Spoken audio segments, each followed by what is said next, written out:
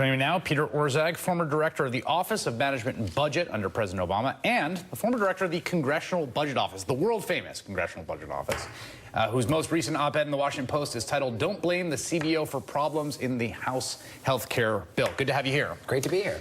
You ran the CBO, and it's interesting because there's two messages from the GOP on the CBO score. There's that it's great for us. That was the Paul Ryan tactic. Like, it's a great score. And the other is that they got it wrong. Are either of those true? No, it's devastating. And look, we won't know because probably this legislation will never become law. But the example that people use to try to make that argument is CBO got Obamacare wrong. Right. And that's false. CBO did overestimate how many people would be on the exchanges, partly because they also underestimated how many businesses would drop their plans. The thought was businesses would drop their plans, those right. people would go on the exchange. What really matters is the net number of uninsured people. In 2012, CBO projected that for 2016, there would be 30 million people uninsured. Actual number was 27. That's pretty good in my book. So the thing about the score, I mean, here's the thing that I feel like got lost, is that we talk about the numbers, and the numbers matter. But how would you, I mean, the fundamental thing this bill is doing, right, is it is redistributing from the sick and the relatively worse off to the relatively healthy and relatively better off. You do not want to be low income, older, living in a high cost state under this plan. I mean, we're talking not just $1,000 or $2,000. You can, the CBO report showed that for a 64-year-old at $26,000 in income, you're talking about more than $12,000 increase on average, let alone if you live in a high cost place like Alaska. I mean, it's earth shattering. Have you seen legislation ever, major legislation, that would have that negative consequences that acute in the time that you work there and at the OMB?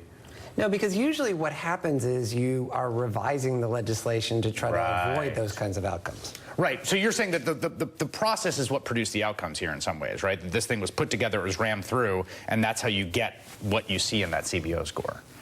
Well, I think there are two things. I think there's some content issues here, and then, given the content issues, there's also not iterating enough on how to improve it. What are the content issues? Well, the basic content issues are they're not putting enough money into subsidies for health insurance. So you can't make the system work while you're pulling out hundreds of billions of dollars. Something's got to give, and that's what's happening. And to understand the math here, right, the reason that is true is because they can't put more money in because they want to repeal all the taxes.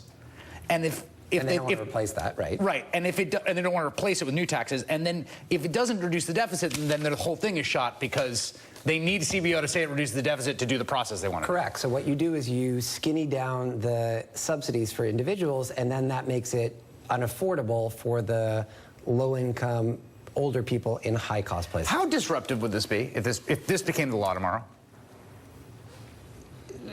I'm at a loss for words because you almost couldn't imagine a shift this big happening. And these numbers are not sustainable. You will not have a $12,000 premium increase for 64-year-olds on average across the country. It won't happen. Something will give before that occurs. So it would break. Something would break. Something would break politically or substantively. You're not. This thing can't, in its current form, become law and survive, is what you're saying. I can't imagine that happening. Huh. And if it did, it would substantively be a massive problem for tens of millions of Americans. All right, Peter Orszag, thanks for coming by tonight. Appreciate it. Good to be here.